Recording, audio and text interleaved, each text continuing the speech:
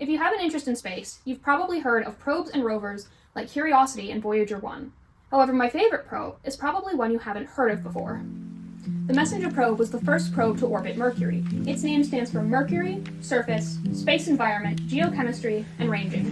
The probe had 7 scientific instruments mounted on a graphite composite body, which was wrapped and capped in plastic insulation. It had a ceramic fabric sunshade to protect it from solar radiation, and an IMU sensor to make sure the sunshade was always angled towards the sun. On either side of the probe were 5-foot rotating solar panels that actually doubled as solar sails during the probe's journey to the planet.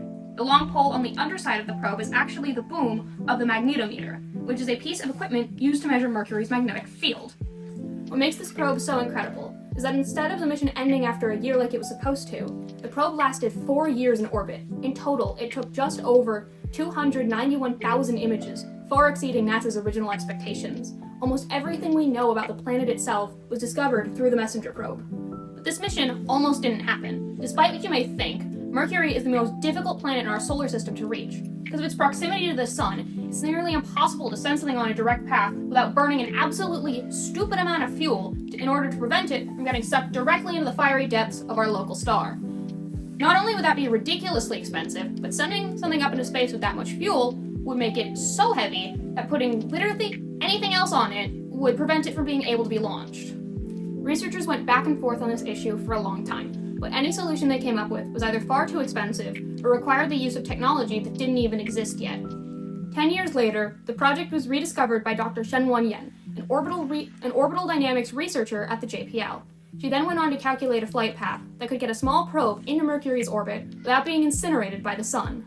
The flight path would take 6.5 years to complete and used gravity assist from flybys of all of the inner planets in order to slow the probe down enough to enter orbit.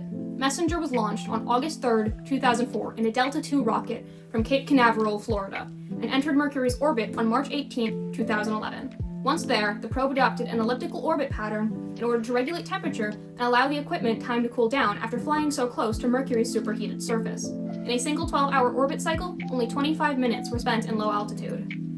On April 30th, 2015, after a staggering 4 years spent in orbit, Messenger crashed onto the planet's surface just north of the Shakespeare Basin. The final image sent back to Earth before its tragic end was a picture of the Jokai crater, which is featured on NASA's website along with the announcement of the probe's demise.